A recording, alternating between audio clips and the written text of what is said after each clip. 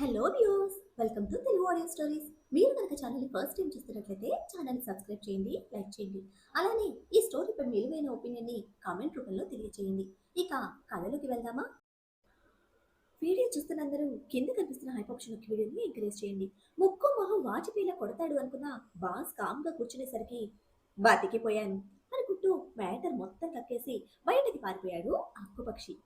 ఐరా చేతను ముందస్తు జాగ్రత్తకి డాక్టర్స్ని తీసుకొచ్చుకున్నావా, బాడీ గార్డ్ని తీసుకొచ్చుకున్నావా అంటూ కసిగా మెచ్చుకున్న తరుణంలో ల్యాప్టాప్కి వచ్చిన మెయిల్ ఓపెన్ చేసిన అన్వీర్కి ప్రొఫెసర్ సిద్ధార్థతో పాటు ఐరా చేతన్ పక్కపక్కగా ఉన్న ఫొటోస్తో స్క్రీన్ ఓపెన్ అయితే సరిగ్గా అదే క్షణం టేబుల్ మీద ఉన్న ఫోన్ స్క్రీన్ మీద బాపు నెంబర్ రింగులు కొడుతోంది.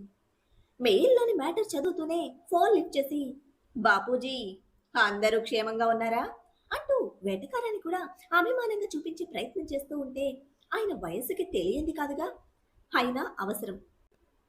అంతా కాలేక ఆకులు పట్టుకోవడం కన్నా ముందు నుంచే రగులుతున్న నిప్పుని అరుచేతికి దూరంగా అవసరానికి దగ్గరగా నిలుపుకోవాల్సిన సమయం కావడంతో పెద్దరికం ముందు పెట్టి మంచి చెడు మాట్లాడి, మా ఇంటి ఆడపిల్లల్ని దగ్గరుండి చూసుకోవడానికి నా మనవడు అక్కడికి వస్తున్నాడు, వాడి కోసం మీరేమైనా చేయగలరా అంటూ నిర్మోహమాటంగా చిన్నబోతు అడిగారు బాపు. ఇట్స్ మై ప్లెజర్ బాపూజీ, నా శత్రువుకి శత్రువులు మీరు అంటూ నిజాన్ని నొక్కి చెప్తూ, మిత్రులకు సపోర్ట్ చేయడం శత్రువులను ఓడించడానికి ఎంచుకునే మొదటి మెట్టు, నేను వదులుకోను అంటూ తన తెలివి ప్రదర్శించి పంపించండి అంటూ భరోసాగా చెప్పాడు అన్వీర్. మా ఆడపిల్లలు మా ఇంటికి రావడానికి మీరు చేసే ఈ సాయానికి రుణపడుంటాం, మీ అవసరానికి తప్పకుండా అండగా నిలుస్తాం అంటూ అవసరానికి ఒక మాట అడ్డు వేసిన బాపు బాలచంద్రన్ వచ్చి విషయం చెప్తే ఒక 2 నిమిషాలు ఆలోచించిన అన్వీర్, ఎయిర్పోర్ట్కి వచ్చి రిసీవ్ చేసుకోలేను, రుద్ర కంట పడకుండా పని చేసుకోగలిగే ప్లేస్ షేర్ చేస్తాను, అక్కడికి వచ్చేయమనండి అంటూ ఆ కాల్ కట్ చేసిన మరుక్షణం మెయిల్ పంపించిన వ్యక్తికి కాల్ చేసి మాట్లాడుతున్న అన్వీర్లో చివరిగా కనిపిస్తోంది కోపం, క్రోధంతో నిండిన ఒక పశుత్వం. నా దృష్టిలో గెలవడం అంటే సంపాదించడం, కోట్లు కుమ్మరించే నా బిజినెస్ కి అడ్డొచ్చే వాళ్ళు ఎవరైనా సరే ఐ డోంట్ కేర్, అక్కడి వరకు వస్తే అందరినీ చంపేస్తా అంటూ అదుపు తప్పిన కోపంతో వికృతంగా హెచ్చరిస్తూ, రుద్రతో సహా ఇక్కడున్న వాళ్ళ సంగతి నేను చూసుకుంటా, ఆ ప్రొఫెసర్ సంగతి నువ్వు చూసుకో, బట్ బీ కేర్ఫుల్ అంటూ బ్లాస్టింగ్ వార్నింగ్ ఇచ్చాడు అన్వీర్. రుద్ర వస్తున్నాడని చెప్పడంతో తన కోసం ఇష్టమైన వెరైటీస్తో డైనింగ్ టేబుల్ నింపేశారు నీలిమ.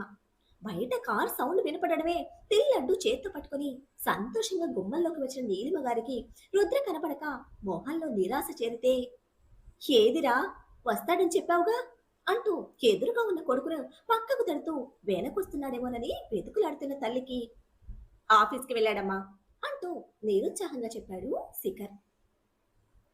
ఒక్కరోజు ఆఫీస్కి వెళ్ళకపోతే ఏమవుతుందిరా, చిన్నోడిని వదిలేసి వీడిని మాత్రమే యంత్రంలా మార్చేశారు, ఆ తండ్రికి ఎలానూ అవసరం లేదు, రంజని ఎంత బాధపడుతుంది, నువ్వన్నా చెప్పొచ్చు కదా అంటూ నిరాశపడిన మనసుతో ఆవేశంగా చీవాట్లు పెడుతూ ఉంటే, సబ్జెక్టు రుద్ర గురించి తెలుసుకోవాల్సిన సహచరులే కాబట్టి తల్లికి అడ్డుపడి ఆవేశానికి ఆద్యం పోసే ప్రయోగాలు చేయకుండా కాముగా నిలబడ్డాడు శిఖర్.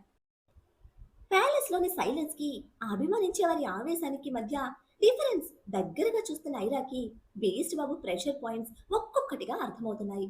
సబ్జెక్ట్ స్టడీలోకి నిన్నటి నుంచి ఎంటర్ అయిన చేతన్కి రుద్ర డిసిప్లిన్, క్యారెక్టర్ వెనుక కన్స్ట్రక్టర్ వినోద్ గారని క్లారిటీ వస్తే గది వరకు వినిపిస్తున్న అరుపులకి నీలిమా అని కేక వేస్తూ బయటకు వచ్చారు అశోక్. భర్త అరుపుతో ఆవేశాన్ని అణుచుకుంటూ, మీ నాన్నకి అరవకూడదు, నీకు చెప్పకూడదు, అందుకే మా నాన్న అప్పుడే అన్నారు పంతులు ఫ్యామిలీతో మనకి వర్కౌట్ అవ్వదు వద్దని, వింటేగా నేను చదువుకున్నారని ముచ్చటపడి చేసుకున్నందుకు ఇలా మనసులోని మాటను గట్టిగా చూడ చెప్పడానికి లేకుండా పోయింది అంటూ నిష్ఠూరమాడి, గుమ్మల్లో ఏంటి అరుపులు అంటూ దగ్గరికి వచ్చిన భర్తని ఉరిమి చూస్తూ, తప్పు నాదే, ఇక మాట్లాడలేండి అంటూ చీర కొంగు దులిపి వెనక్కి తిరిగారు నీలిమ. ఏమండి అంటూ మైత్రి శుద్ధి మెత్తగా పిలుస్తూ ఉంటే కొత్తగా వినిపిస్తున్న అచ్చ తెలుగు పిలుపుకి భుజం మీదుగా తల తిప్పిన నీలిమ గారికి అప్పుడు కనిపించారు మరో పక్కగా నిలిచిన ఇద్దరు. వారి మధ్యలో కూర్చున్న ఐరా. తన మీద ఉన్న ముగ్గురు చూపులకు ఎవర్రా వీళ్ళు అని పట్టి పట్టి అడుగుతూ ఉంటే, చెప్పాను కదా అమ్మా, ఐరా చేతన్ నా జూనియర్స్ అని అంటూ పరిచయం చేసి మైత్రి మీద పాయింట్ చేసిన చేతికి పేరు తెలియని కన్ఫ్యూజన్తో తెక్కపాలెం అంటూ చెప్పబోయిన శిఖర్ మీదకి గాలిలో దూసుకొచ్చి, ఓయ్ డాక్టర్ బాబు, నీకు నచ్చినట్టు పిచ్చి పిచ్చి పేర్లు పెట్టావంటే నాలుగు కళ్ళు పీకి చేతిలో పెడతా అంటూ వార్నింగ్ తీసుకున్నాడు. మైత్రి స్పీడ్కి వాళ్ళు రియాక్ట్ అయ్యే లోపే, ఈ లడ్డు నేను తీసుకోవచ్చా అంటూ అడిగి నీలిమ గారు స్పందించే లోపే లడ్డు తీసుకొని, ఇది అన్నయ్య కోసం చేశారా అంటూ మళ్ళీ ప్రశ్నించి ఈసారి రెస్పాండ్ కూడా కాలేని నీలిమ గారి కన్ఫ్యూజన్ కి నవ్వుకుంటూ లోపలికి వెళ్ళిపోయింది మైత్రి. ఎవర్రా ఈ అమ్మాయి అంటూ క్యూరియస్ గా ఈసారి తండ్రి నుంచి వచ్చిన ప్రశ్నకి ఆన్సర్ చెప్పలేని సంకట స్థితిలో ఐరాను చూశాడు శిఖర్. మా అత్త కూతురు అంటూ వెనక ముందు వివరం చెప్పి ఐరా శిఖర్ పేరెంట్స్ ని ప్రసన్నం చేసుకుంటే, ఓహో పల్లెటూరా, అందుకే ఇంత కలుపుగోలుతనం అంటూ మొహమాటంగా కొడుకు భుజం చర్చి సర్ది చెప్పుకున్నారు నీలిమ. ఇంతలోనే ఏవండి అంటూ మళ్ళీ పిలిచిన మైత్రి సోఫా వైపు వేలు చూపిస్తూ, నేను ఇక్కడ కూర్చోవచ్చా అని ప్రశ్నిస్తూ అనుమానం వ్యక్తం చేస్తే, అరుపుల తర్వాత ఆత్రానికి ఇప్పుడు కనిపిస్తున్న అమాయకత్వానికి క్షణం అందరూ ఆకర్షితులయ్యి, కూర్చోమ్మా, ఇది మనిల్లే అంటూ అశోక్ అటుగా వెళ్తే, ఇది మనిల్లు కాదు, మీ ఇల్లు, అన్నయ్య వచ్చే వరకే ఇక్కడ, ఆ తర్వాత మా వదినతో వెళ్ళిపోతా, మీ ఇల్లు మీ అబ్బాయిలా కాదు, బాగుంది అంటూ బుగ్గకి లడ్డు తిప్పుతూనే లోడ లోడ వాగుతున్న మైత్రి వాగుడికి, భాలే పిల్ల అని నవ్వుకుంటూ వెళ్లారు నీలిమ. కొడుకుని బాగలేదు అంటూ సర్టిఫికెట్ ఇచ్చిన మైత్రి పాపని పై నుండి కిందకి చూస్తూ అశోక్ లేచి వెళ్లి రెండో వైపు కూర్చుంటే, ఐరా చేతన్ని కూడా కూర్చోమని చెప్పి వరస పెట్టి నిక్ నేమ్స్ పెడుతున్న మైత్రిని కొర కొర చూస్తూ నీలిమ గారి దగ్గరికి వెళ్లి రుద్ర గురించి మాట్లాడుతున్నాడు Shikhar.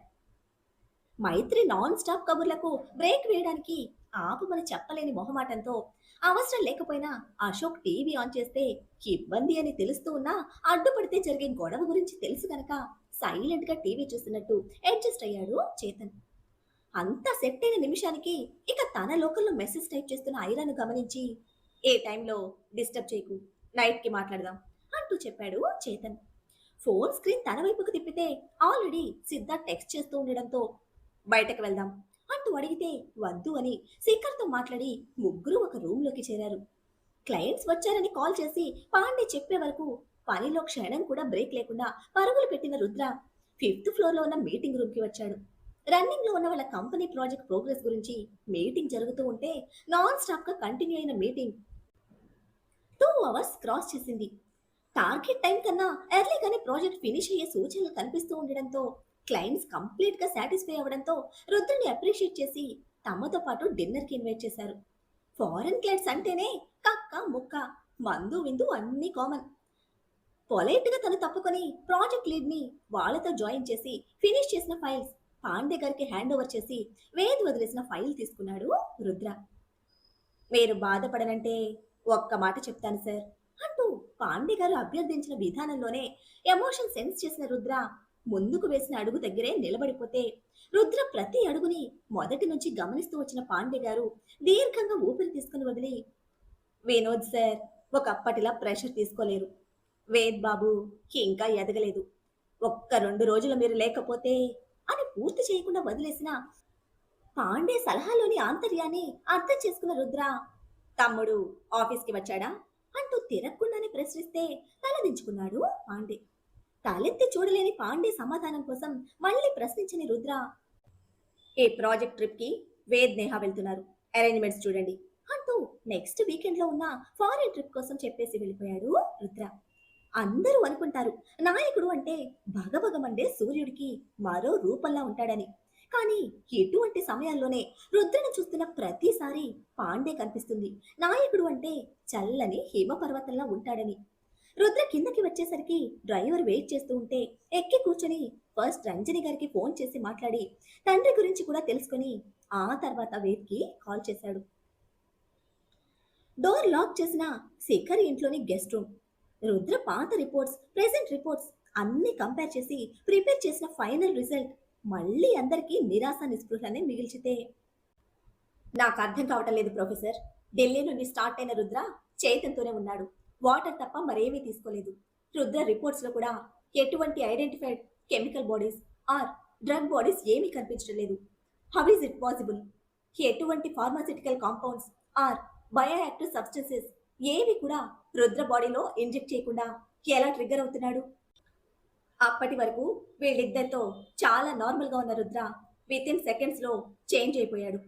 How it's possible professor అంటూ సమస్యను తెలుసుకోవాలన్న ఆతృత కన్నా అసలు పరిష్కారం ఉందా అన్న ఆందోళనే శిఖర్ని ఆవేశపడేలా చేస్తోంది. రుద్ర అంటే అంత అభిమానం మరి, అదే కదా స్నేహం అంటే. డాక్టర్ శిఖర్, మీ ప్రశ్నలో మీరు ఒక డీటెయిల్ మిస్ అవుతున్నారు అంటూ పాయింట్ చేసి స్క్రీన్ మీదనే ఉత్కంఠగా నిలిచిన ముగ్గురి ప్రశ్నార్థక ముఖాలకి for every action there is an opposite reaction. Rudra trigger అయ్యాడు అంటే మేబీ స్టిమ్యులస్ మనకి తెలియకపోవచ్చు, లేదా మన కంటి ముందే జరుగుతున్నా మనం చూడలేకపోవచ్చు, ఆర్ కంటికి చూడలేనిది కూడా కావచ్చు. అయితే ఆఫ్టర్ దట్ సిచ్యువేషన్ రుద్ర అందరితో కలిసి బయట తిరిగాడు, చాలా నార్మల్గా టైం స్పెండ్ చేశాడు, అన్నీ తిన్నాడు, అయినా కూడా ఎక్కడా ట్రిగ్గర్ అవ్వలేదు. వై ప్రశ్నించుకున్నారా ఇలా అంటూ సిద్ధార్థ్ అడుగుతూ ఉంటే అయినా ఇంకా చేతన్ ఇద్దరిలో స్తబ్దత. మృగంలా మారి ఆ క్షణం వరకు ప్రతి చిన్న విషయంలో చాలా అంటే చాలా కేర్ఫుల్గా ఉన్న రుద్ర ఆ తర్వాత అన్ని వదిలేశాడు. ఒక నార్మల్ పర్సన్ లానే ప్రతిదీ ట్రీట్ చేశాడు. అదే కదా ఐరాను అట్టుడికించిన కన్ఫ్యూజన్. నో ప్రొఫెసర్, ఎక్కడ ఎటువంటి రియాక్షన్ చూడలేదు. ఒక నార్మల్ పర్సన్ లా చాలా నార్మల్గా ఉన్నాడు. ఫీవర్ టెంపరేచర్ ఉన్నా అన్ని తినేశాడు, ఎటువంటి రియాక్షన్ లేదు. హీట్ ప్రెషర్ స్పీడ్ టెన్షన్ అన్నిటినీ బ్యాలెన్స్ చేశాడు, అయినా సబ్జెక్ట్ ఎమోషన్లో ఎటువంటి చేంజ్ లేదు. ఎందుకు అని ప్రశ్నించుకోలేదు, but each and every emotion observe చేశాను అంటూ క్లారిటీ ఇచ్చింది ఐరా. సెడేషన్ ఇంజెక్ట్ చేసిన తర్వాత సైడ్ ఎఫెక్ట్స్ స్టార్ట్ అయ్యాయి. ట్రీట్మెంట్ స్టార్ట్ చేసిన 2 అవర్స్కి కాన్షియస్లోకి వచ్చాడు. అప్రాక్సిమేట్లీ మరొక 2 అవర్స్ నార్మల్ అవ్వడానికి పట్టింది. అయితే బాడీ టెంపరేచర్ మాత్రం 102, 103 దగ్గరే రన్ అవుతోంది. ఇంతకు ముందు రుద్రలో ఈ సైడ్ ఎఫెక్ట్ కనిపించలేదని శిఖర్ ఇచ్చిన రిపోర్ట్స్లో ఉంది. Full of confusion. Each and every minute రుద్రతోనే ట్రావెల్ చేసినా ఏదో మిస్ అయినా ఫీలింగ్ స్ట్రాంగ్గా ఉంది. But I don't understand what I'm missing అంటూ తనకి తానే వేసుకున్న చేతన్ ప్రశ్న మిగతా ఇద్దరికి కూడా సరిగ్గా సరిపోతూ ఉంటే, డూ వన్ థింగ్, ఆ స్టిమ్యులస్ మీద మీరు ఎంత ఫోకస్ చేస్తే అంత ప్రెషర్ తీసుకుంటారు. So don't do that. Prepare your self for opposite reaction, I mean reverse engineering అని చెప్పడమే ముగ్గురు స్టన్ అయ్యారు. లాంగ్ రింగ్ లాస్ట్ సెకండ్ వరకు ఆన్సర్ చేయలేదు వేద్. మళ్ళీ కాల్ రిపీట్ చేసే అలవాటు రుద్రకి లేకపోవడంతో మైండ్ వాన్ చేస్తూ ఉంటే మరొక ఆలోచన లేకుండా నేహ ఫాదర్ అమిత్ గారికి ఫోన్ చేశాడు. బెడ్ మీద పొర్లి పొర్లి ఏడుస్తున్న కూతురుతో ఉన్నారు అమిత్ ఇంకా సోనాలి. రుద్ర నెంబర్ చూడడమే అమిత్ బయటకు వచ్చి ఫోన్ ఆన్సర్ చేస్తే, నేహ ఎక్కడుంది అంటూ అడిగాడు రుద్ర. తమ్ముడు గురించి అడుగుతాడు అనుకున్న అమిత్ ఆలోచనకు అందకుండా తన కూతురు గురించి అడిగిన రుద్ర మనస్తత్వానికి మరొకసారి లొంగిపోయిన అమిత్, వేద్ ఎక్కడ ఉన్నది నేహకు తెలీదు అంటూ ఇండైరెక్ట్ గా తమ్ముడు గురించి కూడా ఇన్ఫర్మేషన్ ఇచ్చారు. వాళ్ళిద్దరి ఫేవరెట్ స్పాట్ రేంజర్ పబ్ లో ఉన్నాడు అంటూ చెప్పి ఫోన్ చేసింది తమ్ముడు కోసం కాదని మరొకసారి అర్థమయ్యేలా చేసిన రుద్ర, నేహ ఎలా ఉంది అంటూ మళ్ళీ ప్రశ్నిస్తే, నీతో మాట్లాడాలంటే ఒక్కోసారి భయం వేస్తోంది రుద్ర. సి, నేను మీ ఫాదర్ కన్నా 9 సంవత్సరాలు చిన్నవాడిని, బట్ నువ్వు ఆ రెస్పెక్ట్ నాకు ఇచ్చావు కాబట్టి చెప్తున్నా. కొన్నిటికి మాట్లాడితేనే పరిష్కారం దొరుకుతుంది. అన్నీ తెలిసి మౌనంగా ఉండడం కూడా ఒక్కోసారి ప్రమాదాలకి కారణమవుతుంది. వేద్కి చాలా ఎత్తులో ఉండాలన్న కోరిక బలంగా ఉంది, అందుకోసం నేర్చుకోవడానికి ఇష్టపడ్డు.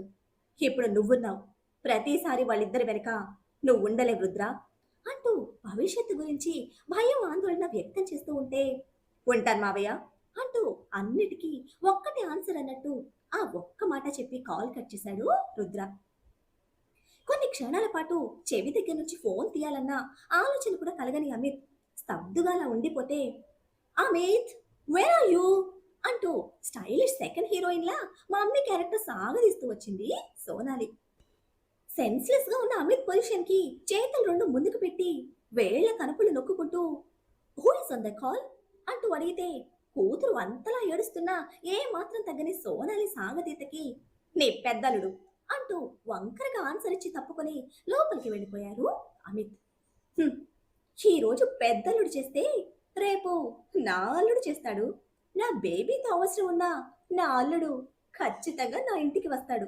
నా చేతుల్లోకి వస్తాడు.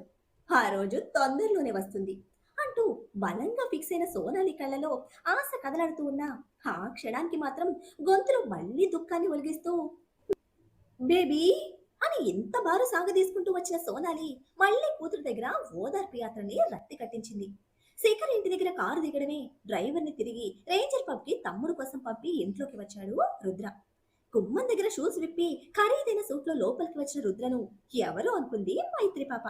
జీన్స్ టీషర్ట్ లో వెళ్లిన వాడు లక్షలు ఖరీదు చేసే సూట్ లో వస్తాడని ఊహించక, అందులోనూ వేల కోట్ల టర్న్ ఓవర్ బిజినెస్ ని సింగిల్ హ్యాండ్ తో మేనేజ్ చేస్తున్న Rudransh Mehta make over next లెవెల్లో ఉంటుంది మరి.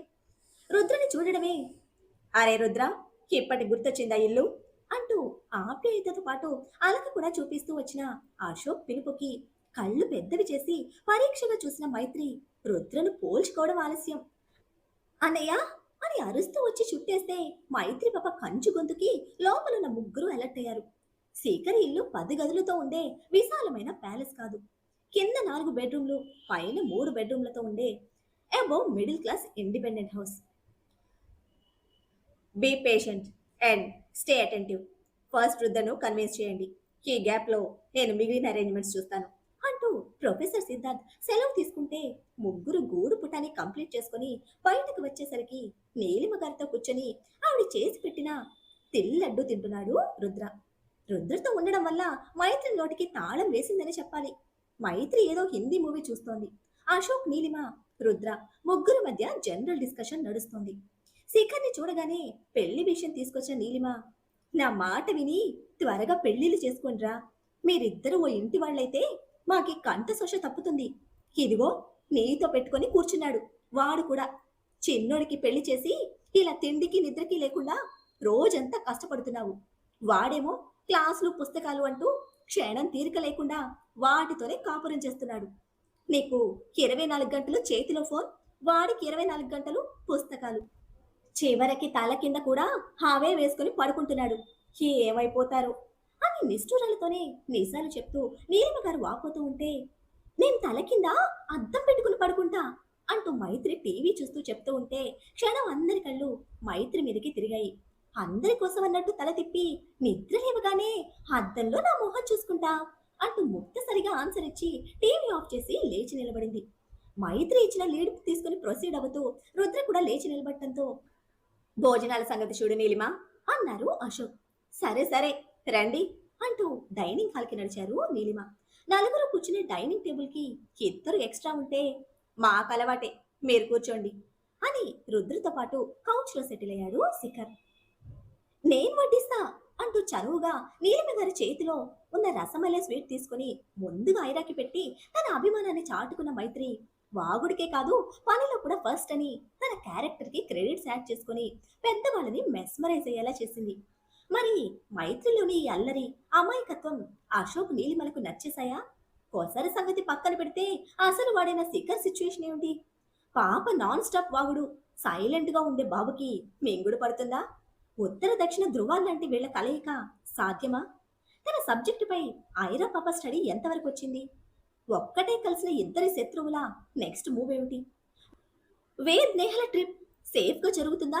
తమ్ముడు సపోర్ట్ శత్రువుకి ఉందన్న నిజం రుద్రకు తెలియందా? ఏం జరుగుతుందో తెలియాలంటే నెక్స్ట్ ఎపిసోడ్ ని ఫాలో చేయండి. అలానే ఈ ఎపిసోడ్ ని లైక్ చేయడం మాత్రం మర్చిపోకండి. Bye friends.